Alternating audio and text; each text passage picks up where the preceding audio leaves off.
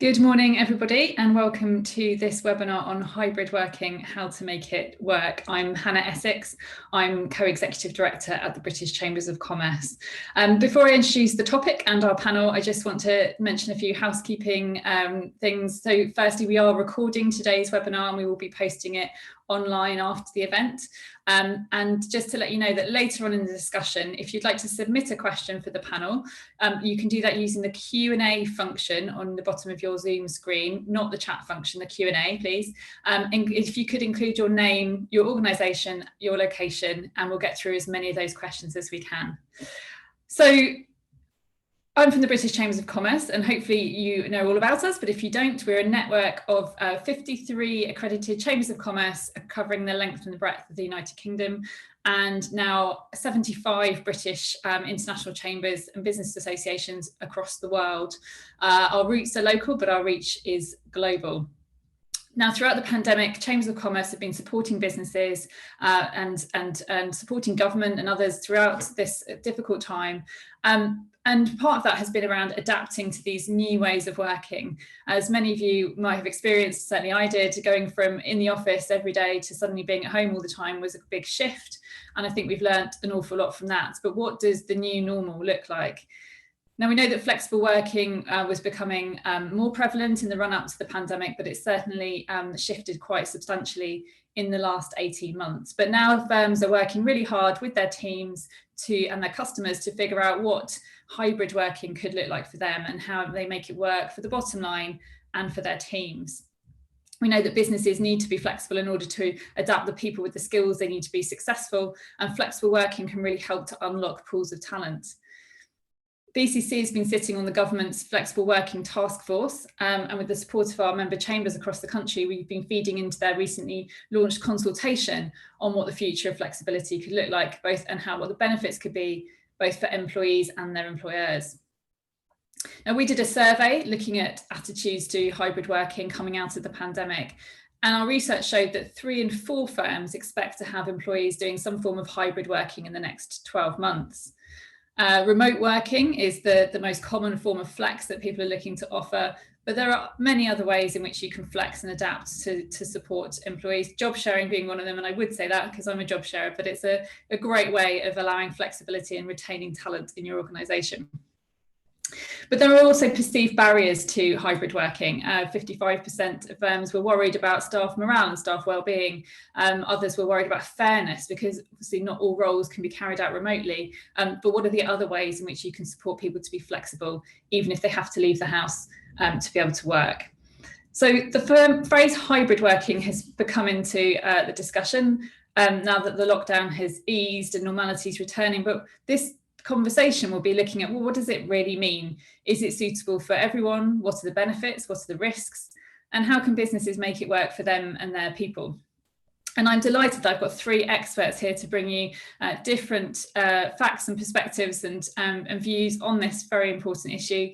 We've got Gary Wedderburn from the Policy Workplace team at Acas, Rebecca Thomas from the Equality and Human Rights Commission, and Barbara Hockey from the Health and Safety Executive. So 3 real experts in this space. So I'm just going to start by introducing the first of our speakers. Each speaker is going to talk to us to give their overview of this topic, and then I'll be taking questions. So just to remind you that the Q&A function is there for you, and do pop in your questions as we go. But first, I'm delighted to hand over to Gary. Thank you, Hannah. Good morning and hello everyone on the webinar. As Hannah mentioned, I'm Gary Wedderburn and I'm part of the workplace policy team at Acas. I work under the rather grand sounding title of subject matter expert, and what that essentially means is that it's my responsibility on any given project to carry out research, gather input, gather comments, ensure the accuracy of the information, and to ultimately help create the guidance that then goes on to the Acas website. So as I've been living and breathing hybrid working for the last few months, I'll give you just a little introduction to the guidance on the Acas website.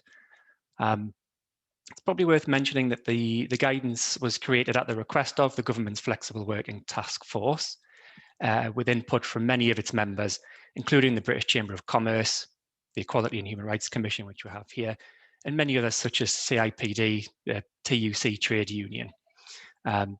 all feeding in their expertise, information and comments to help create this guidance.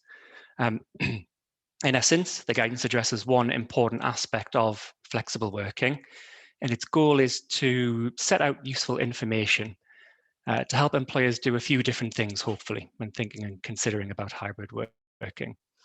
The first section really looks at whether hybrid working does suit an organization or not, and how to think about this.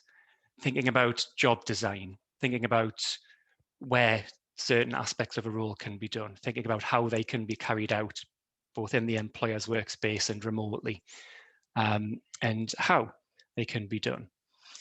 It also looks at and considers the benefits of discussing and consulting, excuse me, with staff on hybrid working.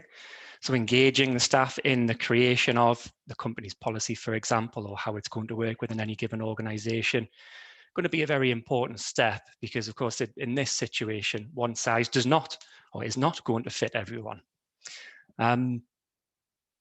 It also tries to identify the potential impact on the contracts of employment and what employers should think about when looking at making changes, and whether or not that might mean changing the contracts of employment as well. Gives a little bit of information on creating a hybrid policy. It considers the importance of treating staff fairly, trying to find a balance of treatment when someone's working in between the employer's workspace and working remotely. It looks at potential possible discrimination issues as well. There's a section on preparing to support and manage staff while hybrid working. So looking at issues such as health and well-being, the impact on people's mental health, looking at issues such as performance management, and the importance of appropriate training for those throughout the business. So as well as the people who perhaps will be hybrid working themselves, you look at, are line managers prepared to manage people remotely? That aspect of things, making sure the whole business is prepared and ready to introduce hybrid working. The guidance currently sits as part of a suite of connected information, including advice on working from home. So that focuses much more on issues specific to home working, such as managing remotely. And it also fits in, as already been mentioned by Hannah, that flexible working. So we have full guidance on looking at flexible working requests, the rules and regulations for this. And hybrid working really is just one aspect of flexible working. So someone looking to work in a hybrid manner might purely be looking to work at home 2 or 3 days a week, or whatever that might be. But that might also fit in alongside other aspects, such as job sharing, again, as Hannah mentioned, and starting early, finishing early, being flexible with those times. And it's important to think about it not just in isolation, hybrid working as one thing. It's important to consider it as part of a suite of flexible working, and hopefully our guidance covers aspects of that. The guidance that is there at the moment is going to continuously evolve. At this stage, coming out of the pandemic, everyone is sort of learning how to do things, learning from the past year and a half, figuring out what aspects of the last year and a half will be beneficial to an organization and to the employees as well.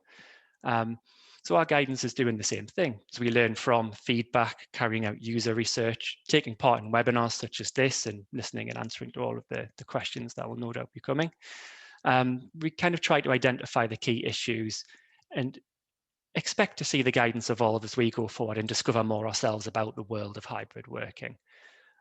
There's a brief overview from an Acas perspective. Obviously, our area of expertise is maybe looking at employment relations. So thank you very much. And I look forward to the discussion in the Q&A session. And I don't believe I've used up all my time there, but I think I'm just going to hand back over to Hannah for the next stage at this point.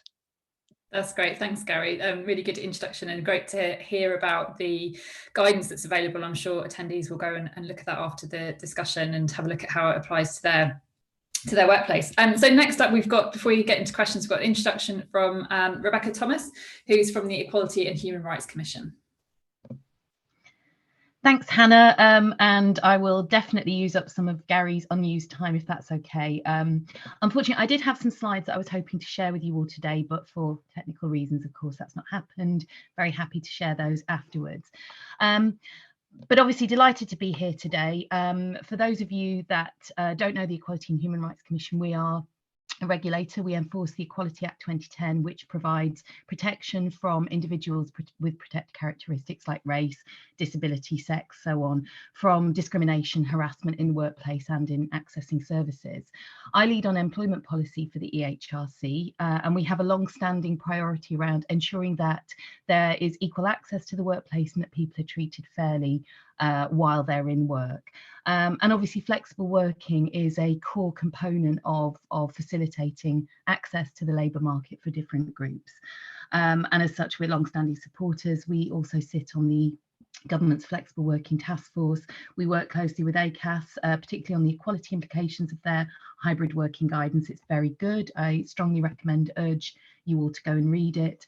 And more broadly, we work to support and help employers understand their obligations under equality law so that they're better able to support their workers and make sure they're compliant with equality law. Okay, so moving on, the key equality issues relating to hybrid working, essentially, we know that it brings both benefits and challenges for certain groups. For example, we know that, during the pandemic, we've seen it really assist women, particularly those with caring responsibilities, disabled people stay in work.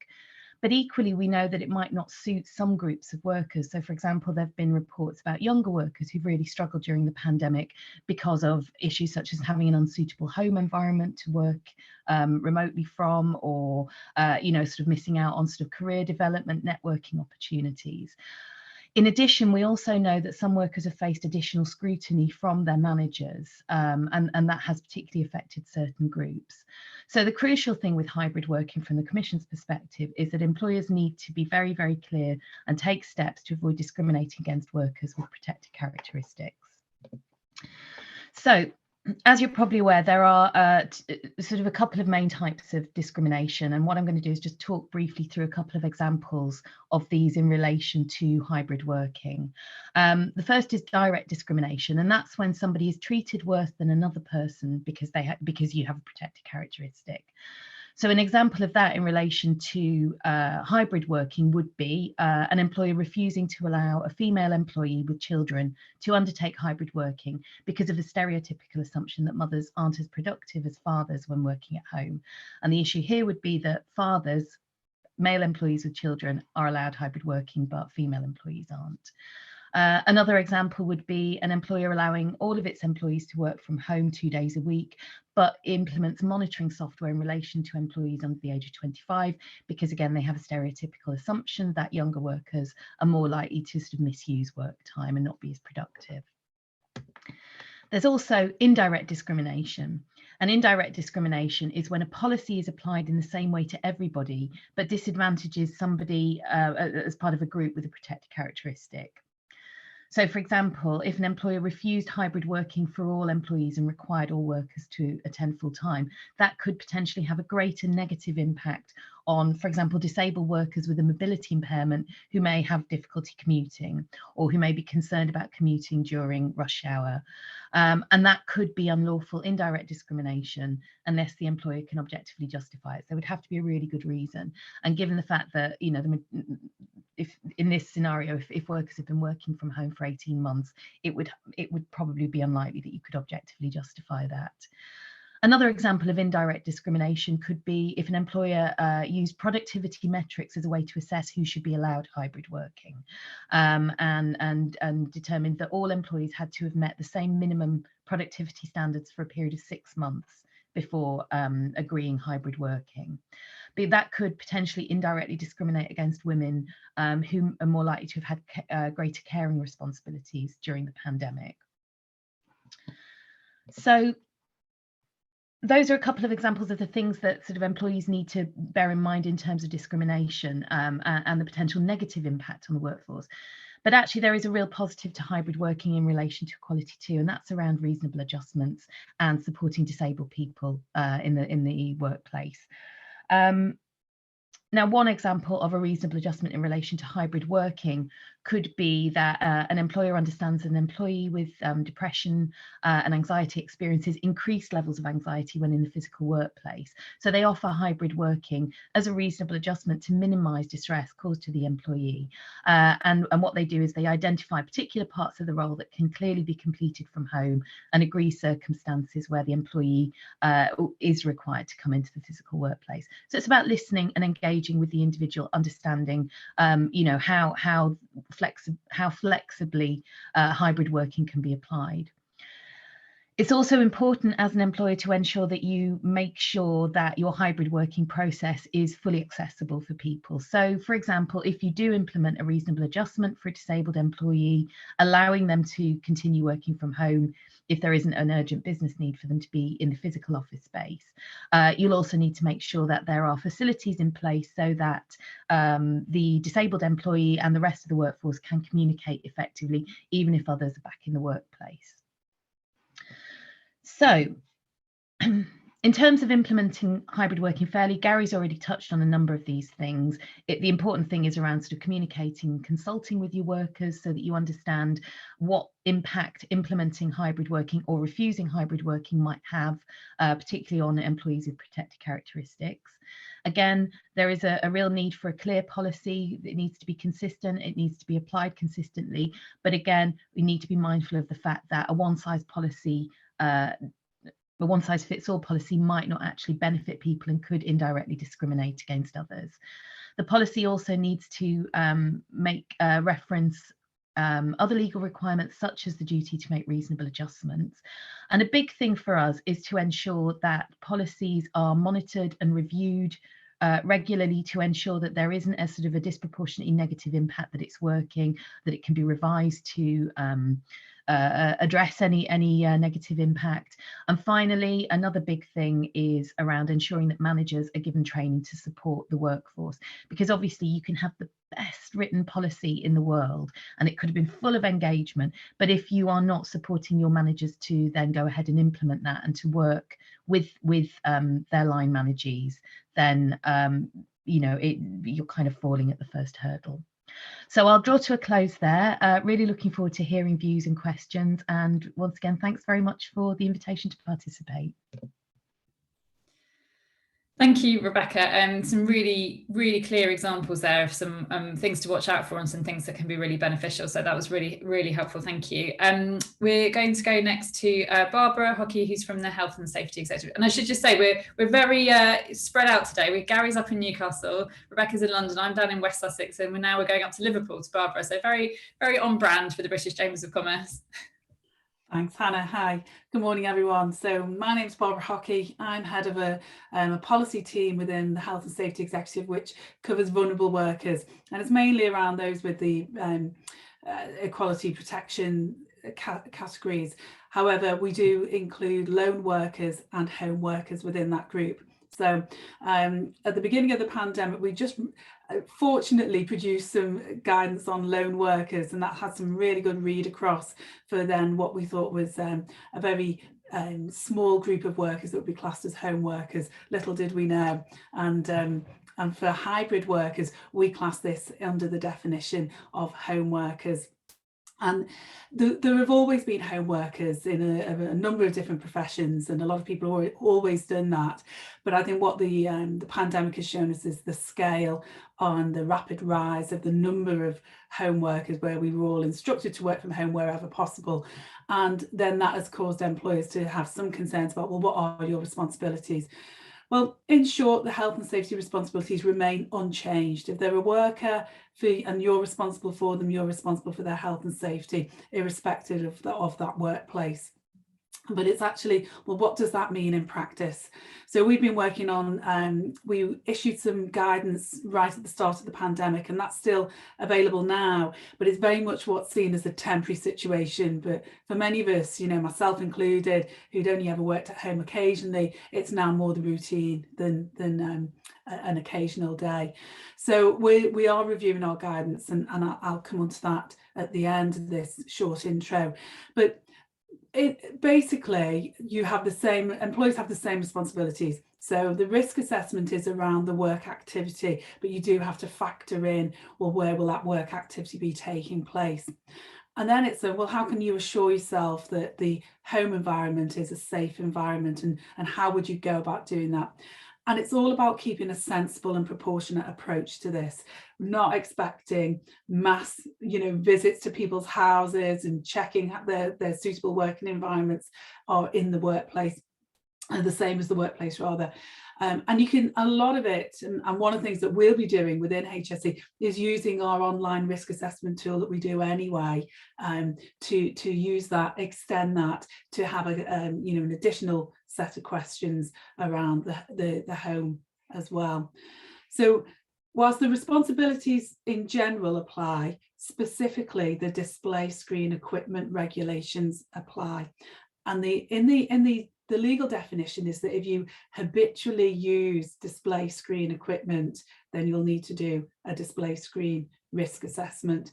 So what does habitually mean? Well, there's no real definition, but for HSE, we have we will be advising, or we do advise, that if it's a continuous use for more than an hour or more, so that would require a DSE risk assessment.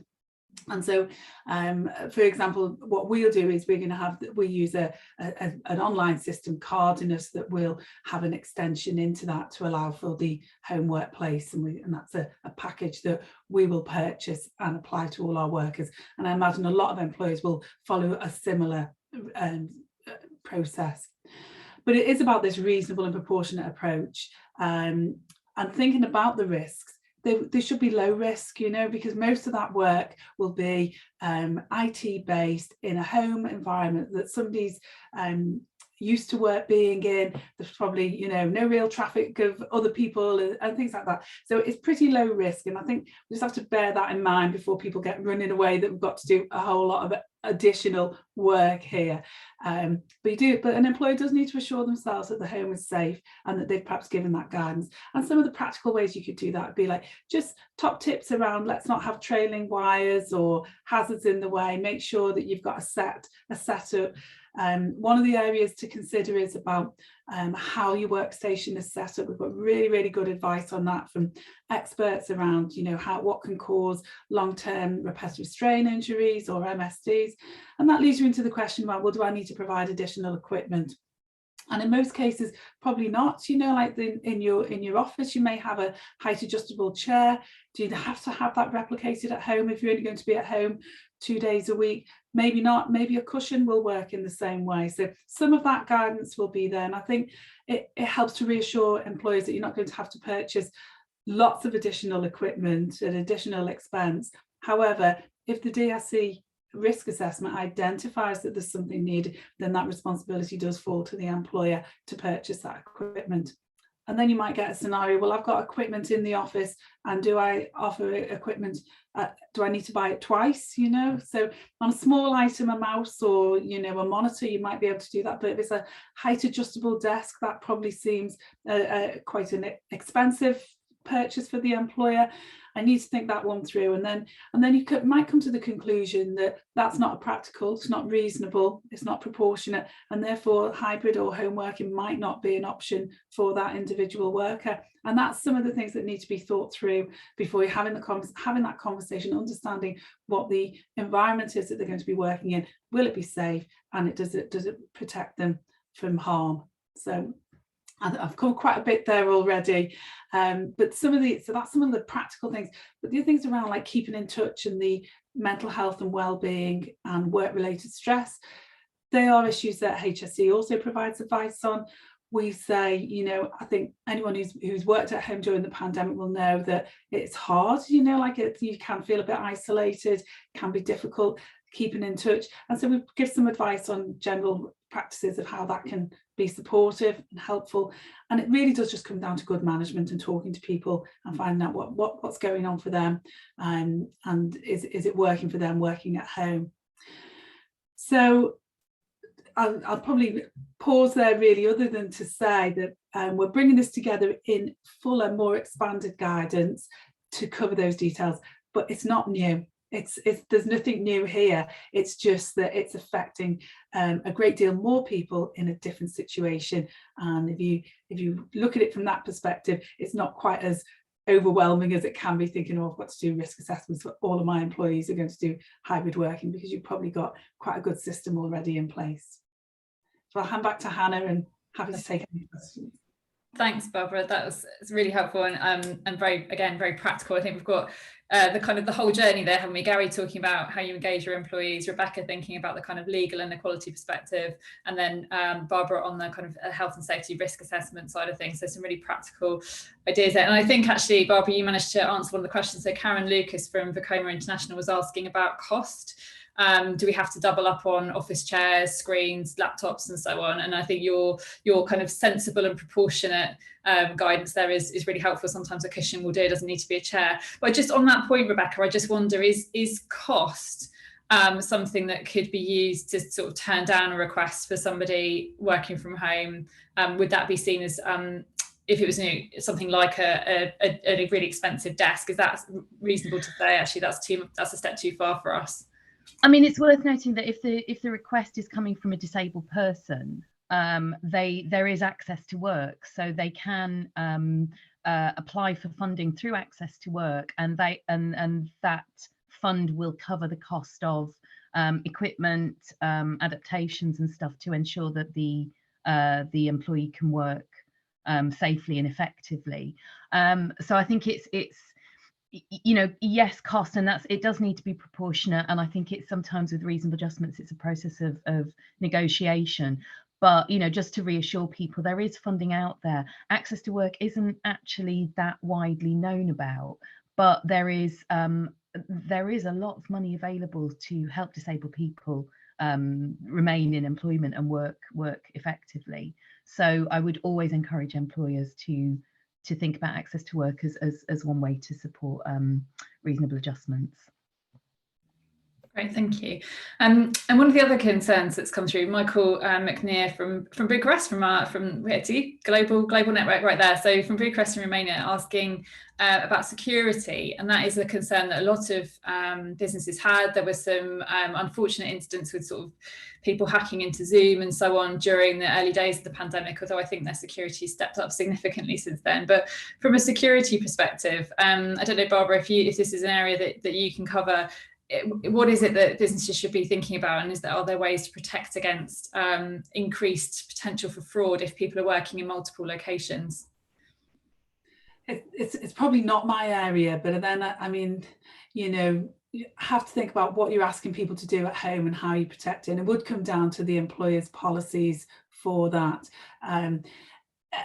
Taking us out of the emergency situation we were in, if this is going to be a routine working environment, then it will be the responsibility of the employer to have thought those things through and safeguard against it, in my opinion. But I'm not a security expert. I mean, we've been looking at as a civil service department, we've had like a Citrix gateway mechanism, so people could use their own laptops or computers rather than having to rely on equipment provided by the organisation. So there are ways of doing it and maintaining a secure network.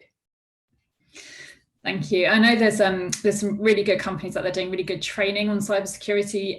We had some ourselves at BCC. There's so many risks around really sophisticated fraud that I'd highly recommend cybersecurity training for all employees, particularly those if they're working outside of the home, outside the main office.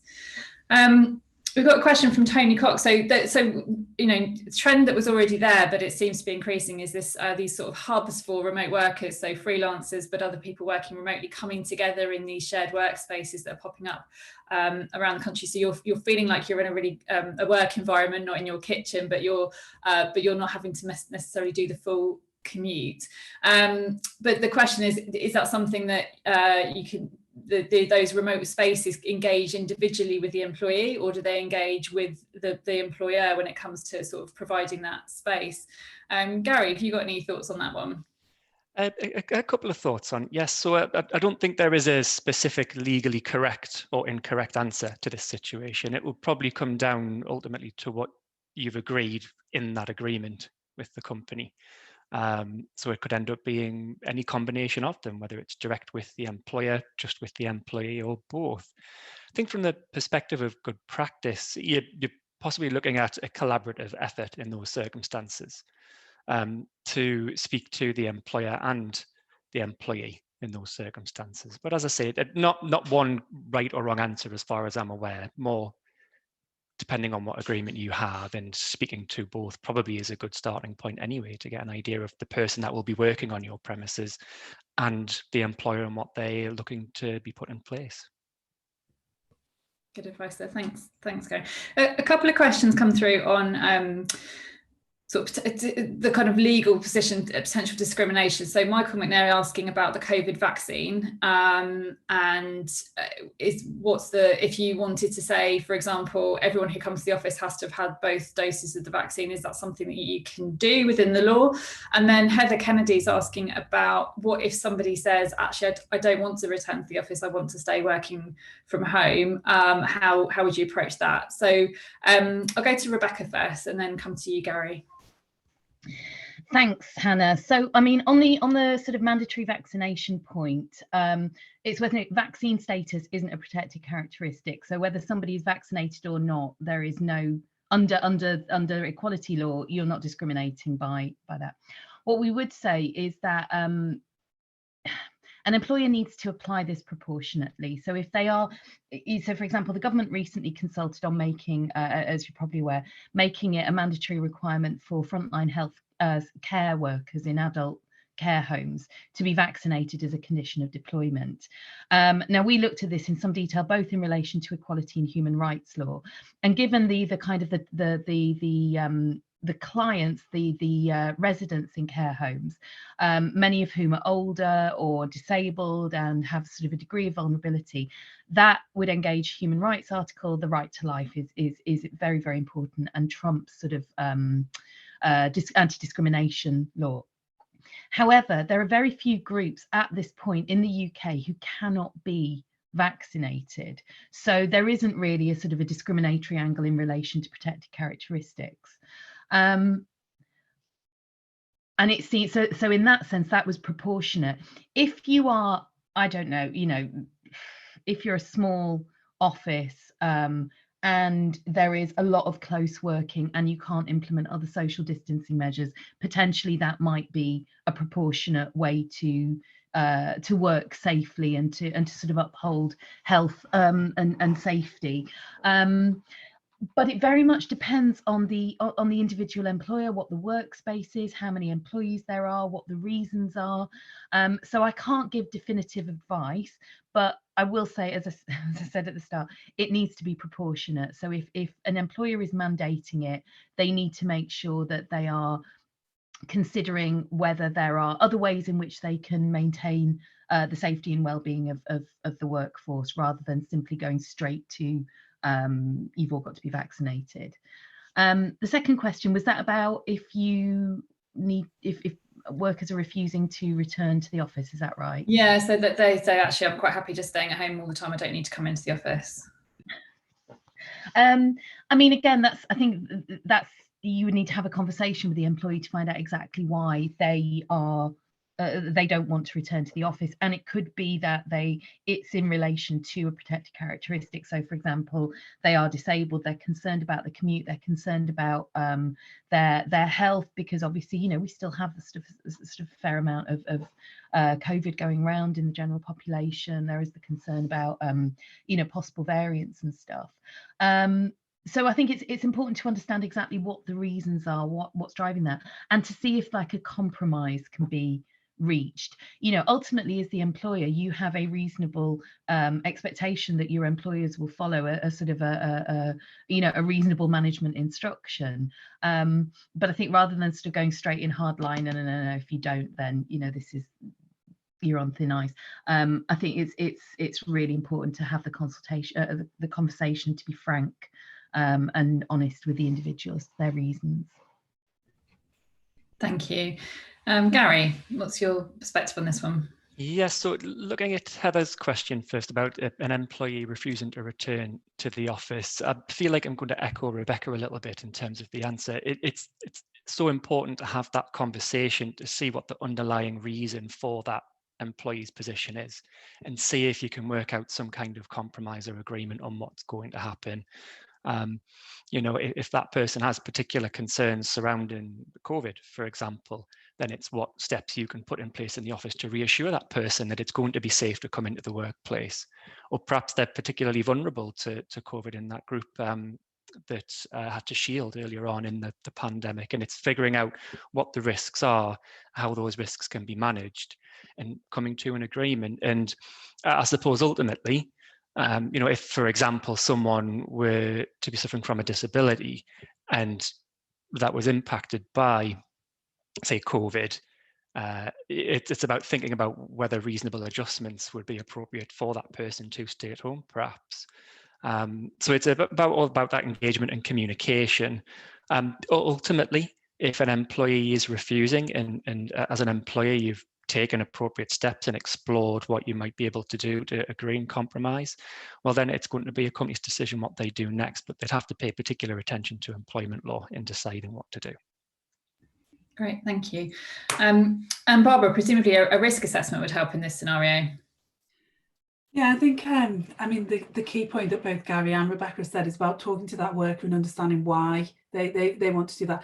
If they've got concerns about coming back to the workplace, and I suppose a little bit of it touches on the other question about whether somebody's not vaccinated, and in the workplace, then the COVID risk controls apply to all the workers, irrespective of vaccination is not a control measure. So irrespective of whether they're vaccinated or whether they've been previously shielding or clinically extremely vulnerable, the employer's duty is to control the risks that they can within the workplace.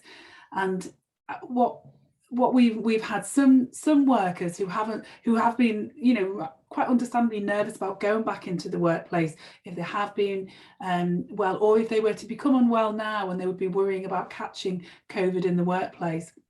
And it's slightly different because it's all about hybrid, but this is where it generates from, is the concern, is that the workplace should be safe for everybody. And the only way to sort of like tackle that is to understand what are those concerns, and then like let's get a sense of balance about it, about what is it, why can somebody only work from home and they can't come into the workplace, and is it because it, you know, we get a lot of like, well, my work, I can do that at home and I don't need to come into the house. But it's understanding what you get from being within the workplace, that collaboration, the communication with your colleagues, the team building, all of those softer skills that you know are part of like what's a good working environment. So it's two points I'm trying to make there around the risk assessment applies to all the workers, irrespective of the health conditions that this, you know, for this scenario, and also understand why, what is it, you know.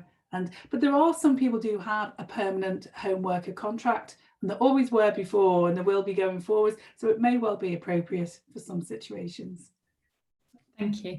Some of the things I've seen happening are allowing people to travel at different times. That's made them sort of feel less anxious and kind of ease them back into the idea around commuting. And I think another issue that's come up quite a bit is that people's childcare arrangements have changed during the pandemic. Grandparents not as easily available. Some childcare settings not open, haven't reopened. So I think there's some challenges around that, and it takes an adjustment. And maybe that employee needs a conversation around a transition period to help them to get to back into the office in a way that works for them and for the business. We've had a couple of questions around mental health. It's been a real concern during the pandemic, and we've heard a lot of stories, particularly business leaders who have been struggling to keep going during the pandemic, but for all kinds of people for different reasons. The pandemic has really caused some difficulties with mental health. So I've got a question from Geraldine Higgins, who asks about what advice would you give employers that are worried about employees burning out due to time spent working at home and lack of visibility? So there's sort of two sides to that, really. Is quite often you talk about home working and people sort of have the suspicion that people aren't working hard, but actually the lack of division between home and work can actually lead to people working a lot harder, and that can create some burnout. So but you want to pick up on the signs that you might do if you were working in the office. So what's the advice there? And then also then another question from Jacqueline O'Brien. So is there any research showing the impact of hybrid working on mental health of employees? And that's Jacqueline's from South Acas Council in Scotland. Where should we go first? Rebecca. I mean, just to answer the last question first, I'm not aware of any research specifically on sort of the impact of mental health of hybrid working, but I know there's a fair amount, particularly from medical sources, around the impact of the pandemic more broadly on the workforce as a result of sort of enforced home working and burnout in other sectors where home working hasn't been available. But I know equally that the government's reconvened Flexible Working Taskforce, which a number of us sit on, is particularly interested in looking at sort of the hybrid, kind of learning from what's been happening as a result of the kind of the enforced home working, looking at what's happening in relation to hybrid working. So it's entirely feasible there's going to be more information coming out about that. In terms of, you know, sort of supporting employees with burnout, I sort of obviously appreciate the challenges, particularly when we're working remotely, and sometimes it makes it very hard to identify if individuals are struggling. You know, we have concerns too about sort of digital presenteeism and where people are online and are sort of working very long hours to kind of demonstrate their commitment, their productivity, because they're not in the office and they can't evidence that way. So again, I mean, this isn't specifically an equalities issue, but in terms of good employment practice, it's very much about maintaining a dialogue between the line manager and the managee, making sure that there is time built in for discussions about mental health and well-being, that there are sort of additional sort of organisation-wide initiatives around well-being, that there is a commitment, sort of a leadership from the top down to emphasise the importance of work-life balance, sort of, unless there is a sort of an existing flexible working arrangement in place of sort of, managing your hours, taking the time away, the simple things about having regular breaks from your laptop, speaking with speaking with colleagues and peers, offering sort of, informal social events, just to kind of try and maintain a degree of connectedness during what's sort of been a very sort of isolating and sort of disconcerting experience. So I mean, that's what I would do, that's what I would recommend. That does engage a degree of equality impacts, because obviously mental health is covered under disability in the Equality Act, but obviously you've got Barbara and Gary here too, who are both experts and will probably have much more pithy and useful comments to make. No pressure. Well, on that, Barbara, have you seen, has that HSE seen an increase in challenges around mental health? Is that becoming more of an issue from your perspective? Yeah, I think so. I mean, it's not actually my area, my policy area, but work closely with those colleagues that are doing that. And we've got some really good advice on stress and mental health and wellbeing anyway on the website. And what we're going to do with this new guidance is draw that in for this specifically. I mean, it is harder, there's no doubt about it, to spot the signs if you're not seeing somebody all the time, and you're heavily reliant on those keeping in touch and trying to know your team and your staff and what some of the triggers might be. People could, really practical things be like, when are emails being sent, or are people taking regular breaks, are they having their time off? It's things like that can be indicators of it, but it just comes down to that communication, I think, and letting people know that it's a safe place to say that if they're struggling, or what's affecting them. And it might not be anything work related, but things at home, and that's, there's research is ongoing. I think anybody who's in the world of research is, this pandemic is providing so many opportunities and really, really interesting information. It's probably still early days to get some of that qualitative work through at the moment, but we will certainly be looking at that and be involved in that. We work closely with the Thomas Ashton Institute from Manchester University, and so that's always, as I say, it's not my area, but I know there's a lot of research going on, and mental health will be one of those areas. The advice is on the website, but it's how people feeling confident enough to say if they're having a problem, and then having the employer feeling comfortable enough to what's their role in this, and how do they tackle it, and how can they provide support, what employee services are available, and promoting those. Probably, you know, what most people would know anyway. Great, thank you. You mentioned emails there. One of the things that we've asked our team to do is try and restrict emails to between 8 AM and 6 PM, unless there's sort of some breaking news or something, which happens quite often, but and to keep communication outside of those hours to a minimum. So using the send later function in Outlook is a simple thing, but actually we found that helped to reduce that kind of expansion of working days that had happened at the start of the pandemic. Gary, this also links to a question we've had from Mark Oliver from Octopus Professional Development in Gloucestershire, who asked about maintaining positive relationships while hybrid working. So it's that whole question around connectivity, both from a kind of well-being perspective, but also from a positive team culture perspective. Have Acas got any advice on that? Yes, of course. So, I mean, first of all, both Barbara and Rebecca claiming that this isn't their area of expertise, but actually providing some really useful information and good tips there. Yes, so it's, I'm going to find that question on here. 1 second, sorry.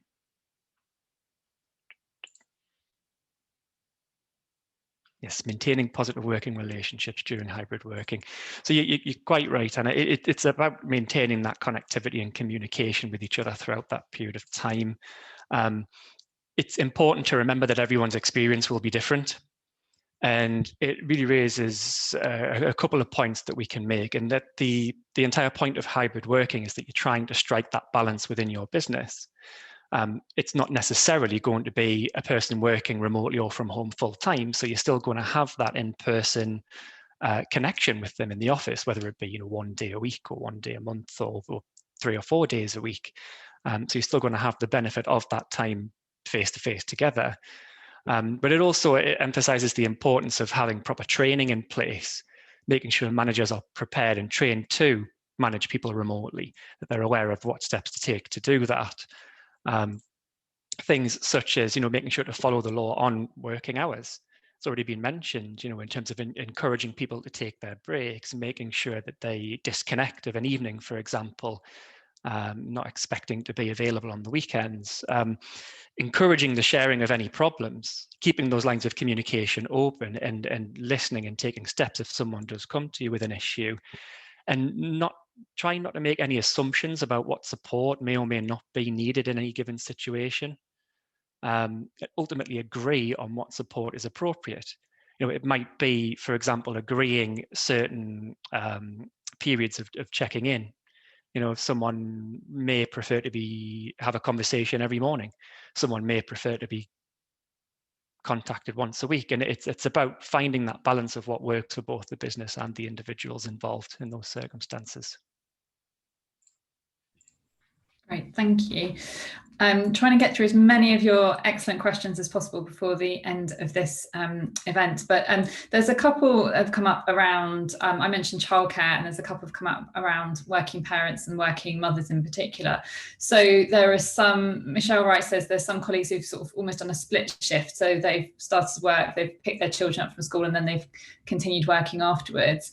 And now that most, not all I should say, wraparound care is back to normal, could you request that employee no longer does that, and is that potentially discriminatory? And then a question from Marvin Shorman. So does hybrid working affect working mothers disproportionately?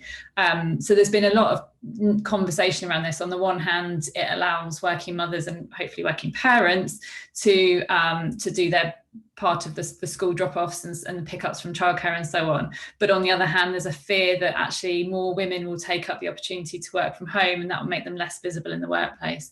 So views on all of that. I'll start with you, Rebecca.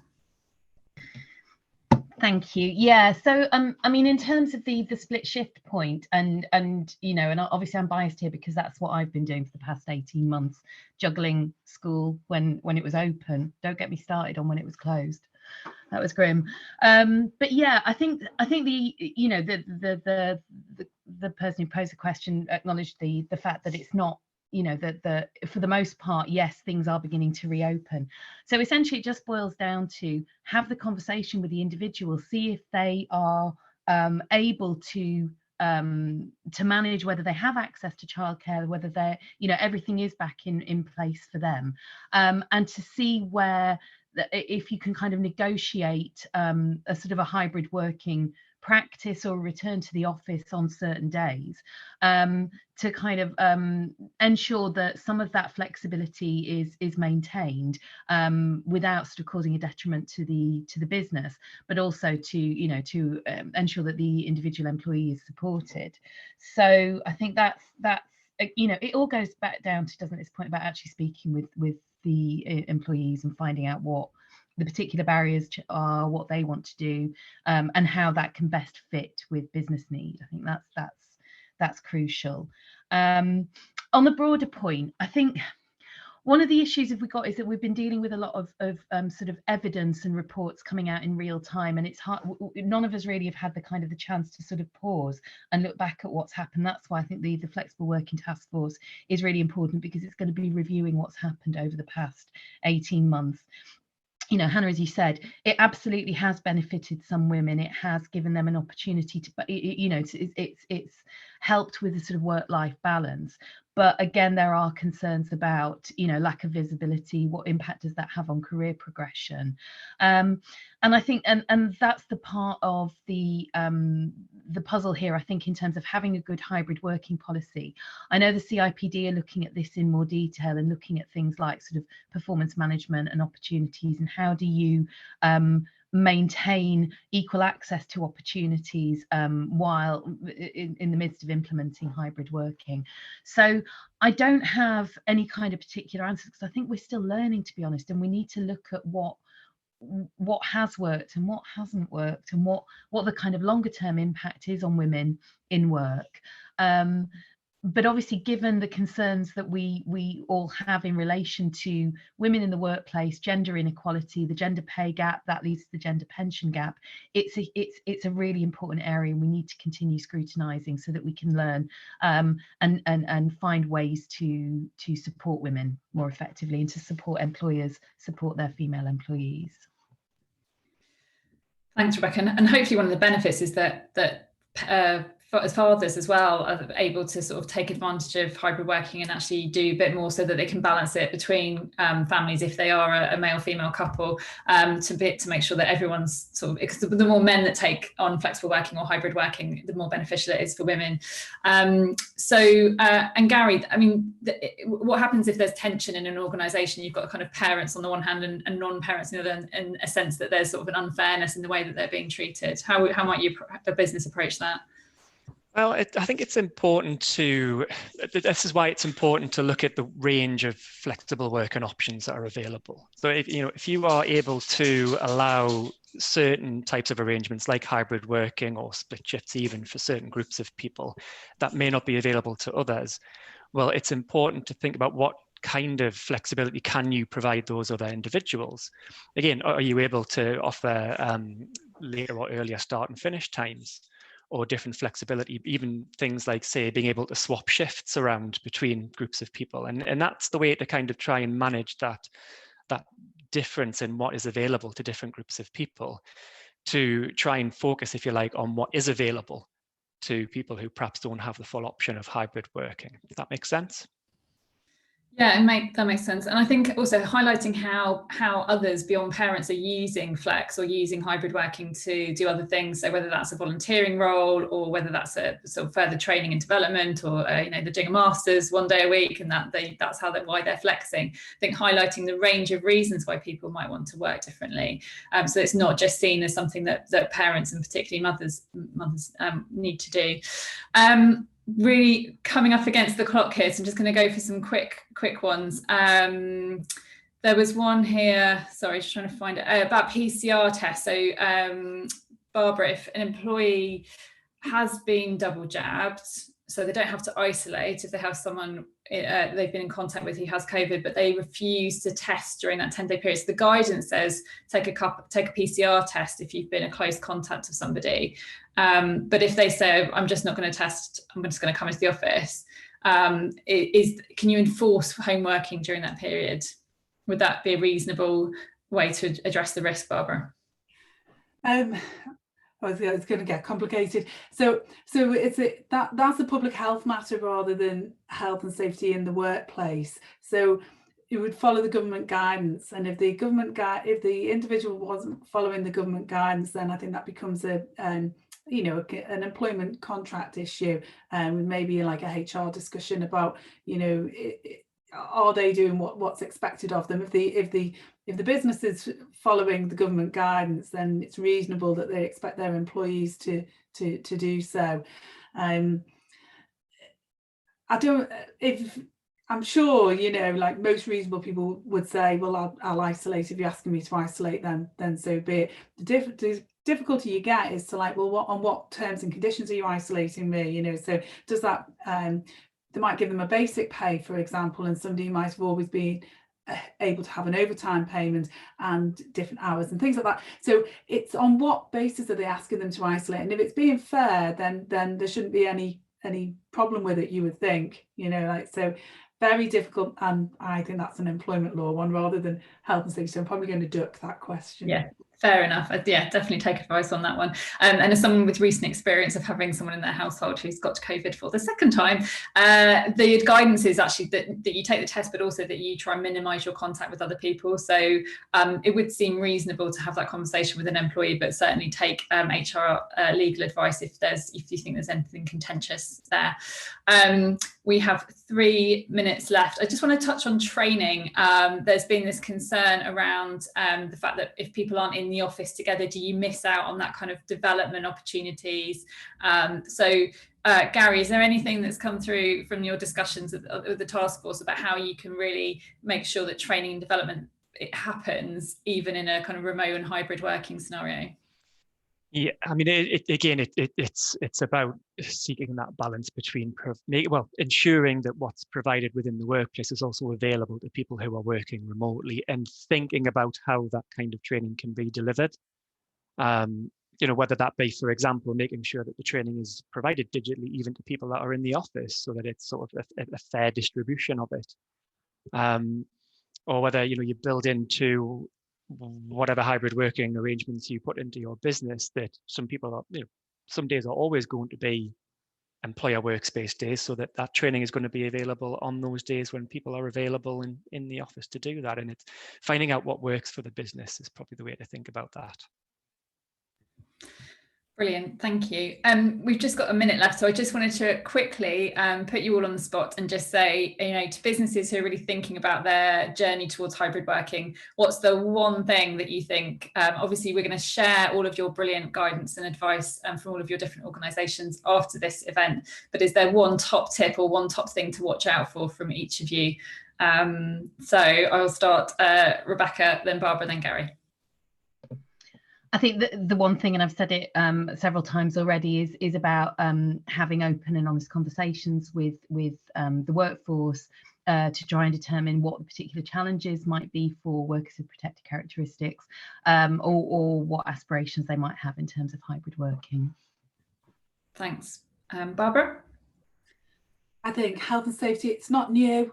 Just keep it sensible and proportionate. If you start from that basis, then I think you'll know. And I think we've all been working at home, so put yourself in the same situation. Brilliant, thank you. And Gary? I'm going to claim 2, if that's okay. The first is to make sure that any decisions are clear and transparent, that they're easily explainable, so that people can at least understand and appreciate why a decision's been made one way or the other.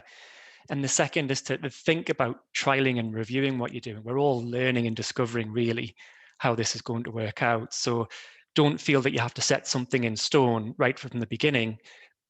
Try it out, review it, agree that you're going to review things in a few months, 6 months, whatever it might be, and be prepared to be flexible and adjust what you've put in place. There we go. Brilliant, excellent advice there, thank you. I'm sorry to get through all the questions. Some of them do look a bit more like employment law questions than for us guests today, so do consider taking advice on some of those if that's top of your mind. But my huge thanks to Rebecca Thomas from the Equality and Human Rights Commission, Barbara Hockey from the Health and Safety Executive, and Gary Wedderburn from I don't know what's wrong with me today. There we go. From Acas, thank you so much for your wisdom. Thanks for all your questions, for everyone who's joined us today. And we will, as I said, send around lots of really helpful links, and good luck with your hybrid working journey. Thanks, everybody.